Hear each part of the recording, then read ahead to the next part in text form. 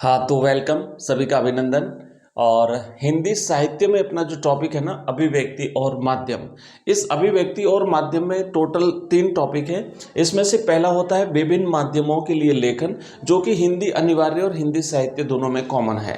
दूसरा है पत्रकारीय लेखन के विभिन्न रूप और लेखन प्रक्रिया, जो हिंदी साहित्य में ही है। और तीसरा है विशेष लेखन स्वरूप और प्रकार, ये भी हिंदी साहित्य का है।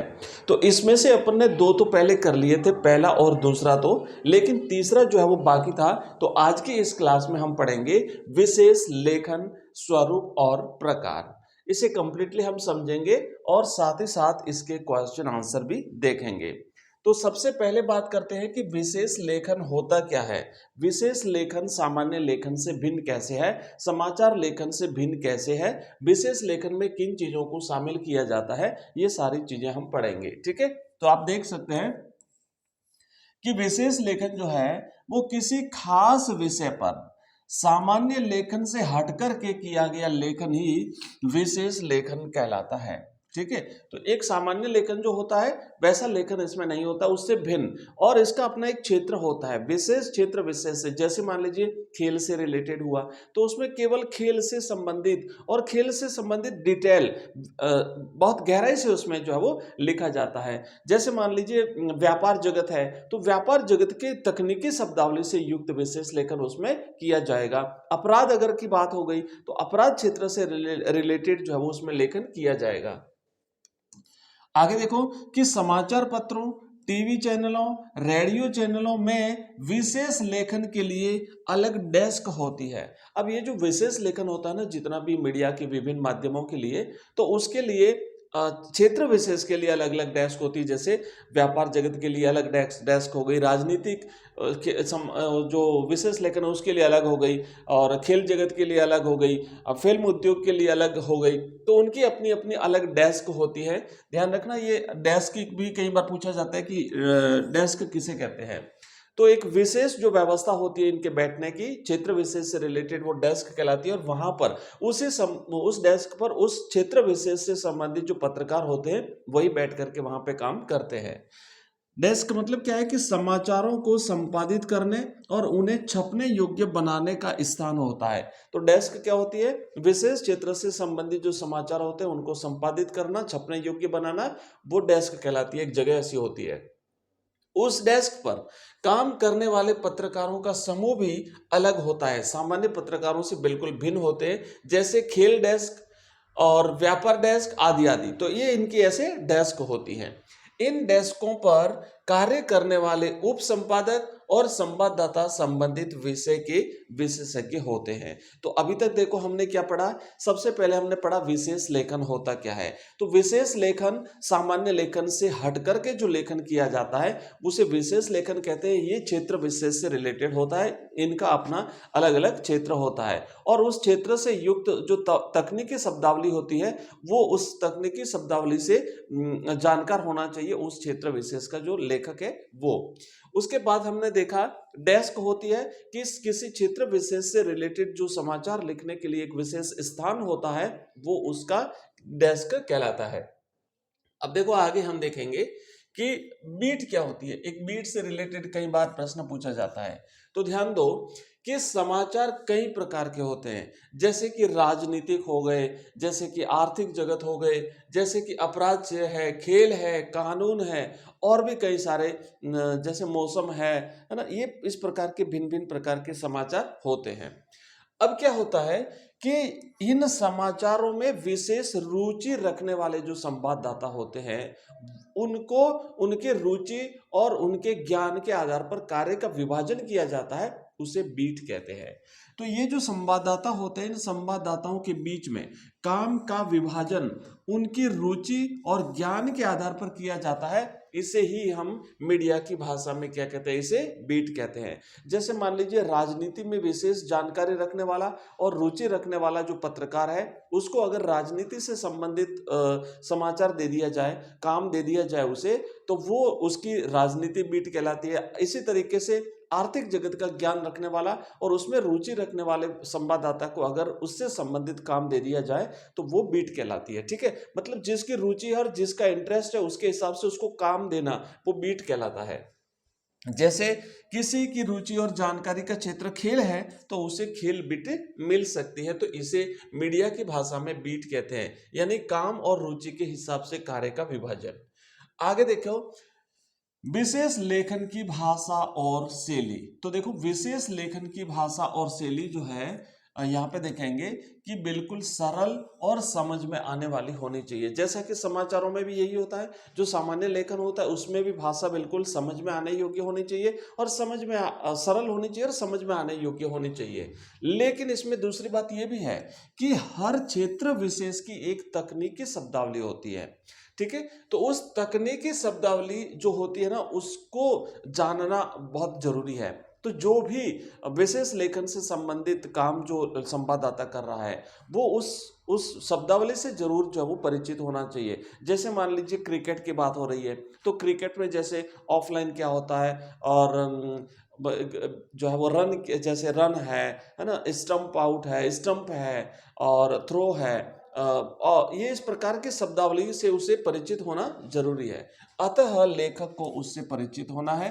विशेष लेखन की कोई निश्चित शैली नहीं होती है, जैसे समाचारों की शैली होती है उल्टा पिरामिड शैली, लेकिन विशेष लेखन की कोई शैली नहीं होती है। इसे उल्टा पिरामिड शैली में भी लिखा जा सकता है, साथ ही साथ इसे कथात्मक शैली में भी लिखा जा सकता है। अगर मान लो फीचर लिख रहे हैं तो फीचर को कथात्मक शैली में लिखा जा सकता है। अगर मान लीजिए समाचार से रिलेटेड अगर विशेष जो लेखन किया जा रहा है वो अगर समाचार से रिलेटेड है तो उल्टा पिरामिड शैली में लिखा जाएगा, ठीक है। फीचर है तो कथात्मक शैली में लिखा जाएगा।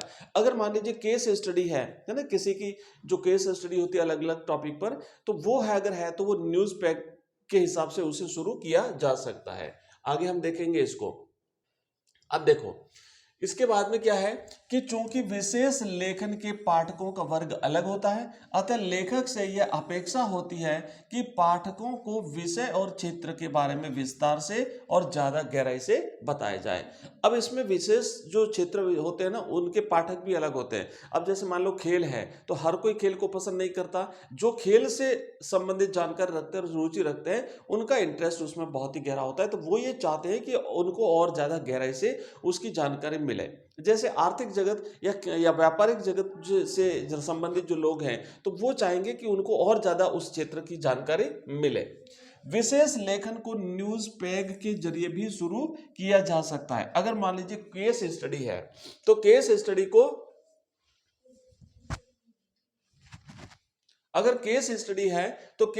को न्यूज पैग के जरिए शुरू किया जा सकता है ना, केस स्टडी। आगे देखो अब न्यूज पेज क्या होता है, तो किसी लेख में उस ताजा घटना का उल्लेख करना जिसके कारण संबंधित विषय या मुद्दा चर्चा में आया है, तो वो क्या कहलाता है, न्यूज पेज कहलाती है। ध्यान रखिएगा। अब देखो नेक्स्ट आगे बढ़ेंगे। विशेष लेखन की भाषा, अब थोड़ा सा एक बार जानकारी ले लीजिए कि भाषा जो है, भाषा और शैली कई मामलों में सामान्य लेखन से अलग होती है। अगर कारोबार और व्यापार से जुड़ी हुई खबरों में सामान्यतः जो कुछ तकनीकी शब्दावली आती है ना, उस तकनीकी शब्दावली का हम यहाँ पे एक बार देख लेते हैं। तकनीकी शब्दावली जो होती है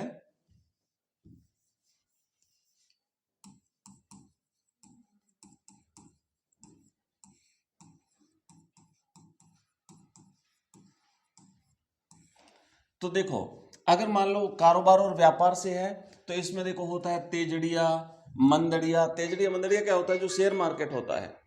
तो जो शेयर मार्केट होता है उस शेयर मार्केट में ऐसे कुछ शब्द होते हैं, ठीक है ना। तेजड़िए मंदड़िए, बिकवाली है, निवेशक है, मुद्रास्फीति, व्यापार घाटा, राजकोषीय घाटा, राजस्व घाटा, वार्षिक योजना। एक मिनट है ना।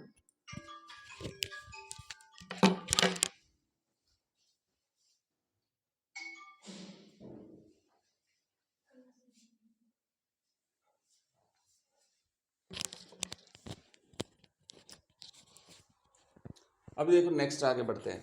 तो अब यहाँ पे क्या है, ये ऐसे वर्ड होते हैं, ये तकनीकी शब्दावली है। एफडीआई हो गया, आवक हो गया, निवेश है, आयात निर्यात जैसे शब्द काम में लिए जाते हैं।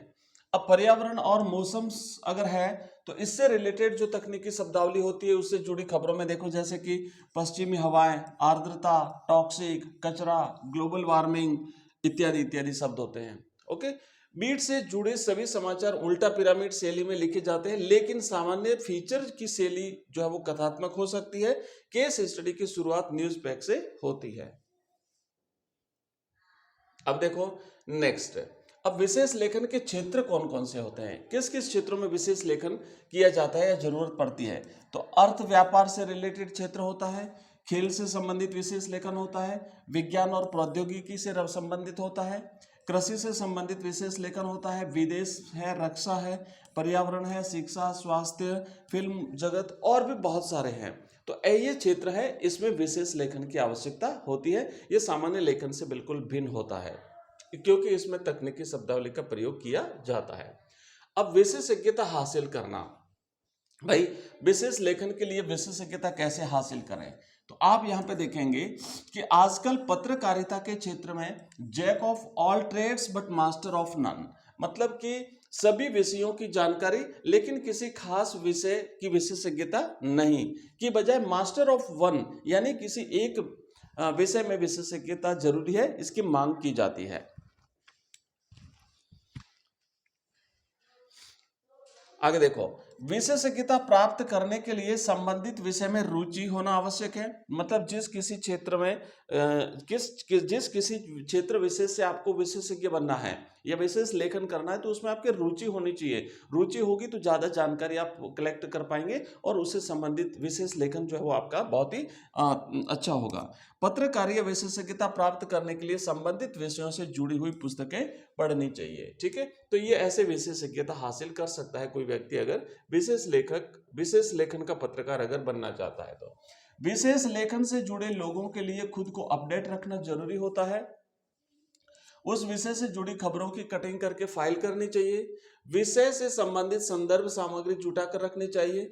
विषय से संबंधित सरकारी और गैर सरकारी संगठनों संस्थाओं की सूची, वेबसाइट का पता और इससे संबंधित व्यक्तियों के संपर्क में होना भी आवश्यक है।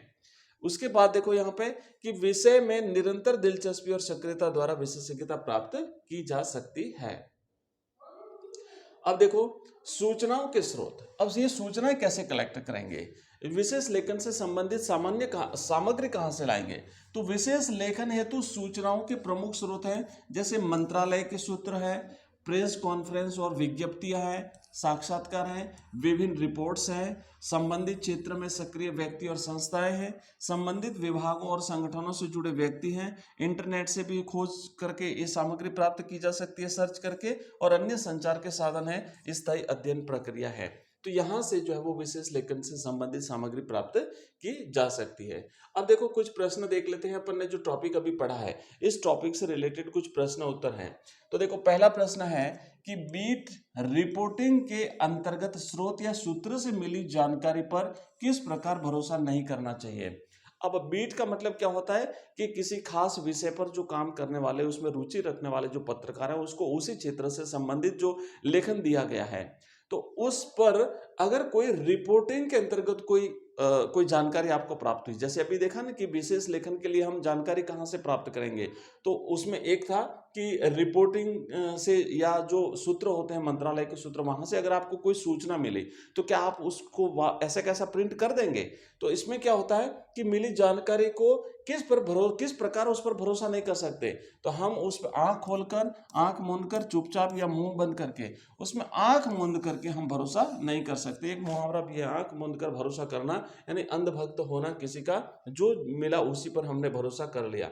तो ऐसे स्रोत पर हम आंख मूंद के भरोसा नहीं कर सकते, पहले उसकी जांच पड़ताल करेंगे कि भाई सही है कि गलत है, उसके बाद जो है वो इसको प्रिंट किया जाएगा। नेक्स्ट दूसरा प्रश्न है कि विशेष लेखन कहलाता है, विशेष लेखन किसे कहते हैं। ऑप्शन एक है किसी विषय पर लिखा गया रचनात्मक लेखन, या किसी विषय पर किया गया क्रियात्मक लेखन, या फिर सामान्य लेखन से हटकर किसी विशेष विषय पर किया गया सामान्य लेखन, या किसी भी विषय पर किया गया गतिशील लेखन। तो देखो सामान्य लेखन से हट करके किसी विशेष विषय पर किया गया लेखन जो है वो विशेष लेखन कहलाता है। बार बार बता रहा हूं, जैसे मान लीजिए खेल हो गया, जैसे राजनीति हो गया, जैसे अपराध जगत हो गया, आर्थिक जगत हो गया, तो ये विशेष लेखन का क्षेत्र बिल्कुल अलग होता है और सामान्य लेखन से बिल्कुल भिन्न होता है। अगला क्वेश्चन देखो, नेक्स्ट लिखा हुआ है कि कारोबार और व्यापार से संबंधित खबर का संबंध किससे है। अगर मान लो कारोबार और व्यापार से संबंधित खबर है तो वो किस क्षेत्र में जाएगी, क्या वो कृषि क्षेत्र में जाएगी, या वो आर्थिक क्षेत्र में जाएगी, वो खेल क्षेत्र में जाएगी, या वो राजनीतिक क्षेत्र में जाएगी। तो वही व्यापार और कारोबार है तो निश्चित रूप से वो आर्थिक क्षेत्र में जाएगी, बाकी किसी में नहीं जाएगी। अगर मान लीजिए पूछा जाए कि भाई क्रिकेट से संबंधित खबर है तो वो किस क्षेत्र में जाएगी, वो कृषि में जाएगी, आर्थिक में जाएगी, खेल में जाएगी या राजनीति में जाएगी, तो क्रिकेट वाली खबर जो है वो खेल में जाएगी। इसी तरीके से अगर मान लीजिए किसी फसल के उत्पादन के बारे में या फसल के खराबे की अगर बात हुई है, मौसम खराबी की वजह से अगर नुकसान हुआ है तो वो जाएगी कृषि क्षेत्र में। तो इस प्रकार जो है ना ध्यान रखना है आपको कि विशेष लेखन जो है वो बिल्कुल असामान्य लेखन से भिन्न होता है और कौन सी खबर किस क्षेत्र में जाएगी। अगला क्वेश्चन देखो कि संवाददाताओं की रुचि और ज्ञान को ध्यान में रख करके उनके काम के विभाजन को क्या कहते हैं। अभी हमने देखा था ना, एक विशेष शब्द आता था बीट, तो राइट आंसर रहेगा कि उनके ज्ञान उनकी रुचि के आधार पर अगर उनको कार्य दिया जाता है तो वो बीट कहलाता है। तो सही आंसर रहेगा इसका ऑप्शन बीट। नेक्स्ट देखिए अगला क्वेश्चन है 5वां कि इनमें से विशेष लेखन का कौन सा क्षेत्र नहीं है। सिनेमा है, मनोरंजन है, स्वास्थ्य है और समाचार है। तो भाई सिनेमा, बिल्कुल सिनेमा में अलग जानकारी रखने वाले लोग होते हैं, विशेष जानकारी विशेष लेखन की जरूरत होती है। मनोरंजन में बिल्कुल है, स्वास्थ्य में है, और समाचार तो भाई सामान्य समाचार होता है। तो ये अलग है, ये 3 अलग अलग क्षेत्र है, जबकि इसका राइट आंसर रहेगा ऑप्शन डी। ठीक है, तो सही जवाब है ऑप्शन डी। तो बच्चों आज की इस क्लास में बस इतना ही। इसी के साथ अपना अभिव्यक्ति और माध्यम और इसके जो तीनों टॉपिक हैं वो हमने कंप्लीट कर लिए हैं। मैं इसका एक 1 शॉट क्लास फिर से आपको अवेलेबल करा दूंगा एग्जाम से पहले। ठीक है, उसमें आपको ये तीनों क्लासें एक साथ मिल जाएगी और इससे रिलेटेड जितने प्रश्न उत्तर हैं उसकी अपन एक अलग से क्लास लेंगे। तो तीनों टॉपिक के सारे क्वेश्चन हम इसमें शामिल कर लेंगे, तो एक बार आपका कंप्लीट रिवीजन हो जाएगा और कोई भी क्वेश्चन जो आएगा वो इससे बाहर नहीं जाएगा, ध्यान रखना। ठीक है, और इसके अलावा बाकी जो अपने सब्जेक्ट है वो अपन रेगुलर पढ़ते हैं। तो आज की क्लास में बस इतना ही। कैसी लगी आपको ये क्लास मुझे जरूर बताइएगा। अगर आपका कोई भी कोई भी आपकी क्वेरी है, कोई भी प्रश्न अगर आप पूछना चाहते हैं तो इस वीडियो के कमेंट बॉक्स में मुझे पूछ लीजिए, मैं आपका आंसर दे दूंगा। और अब नेक्स्ट मिलेंगे फिर अगले क्लास में, तब तक के लिए जय हिंद, जय भारत।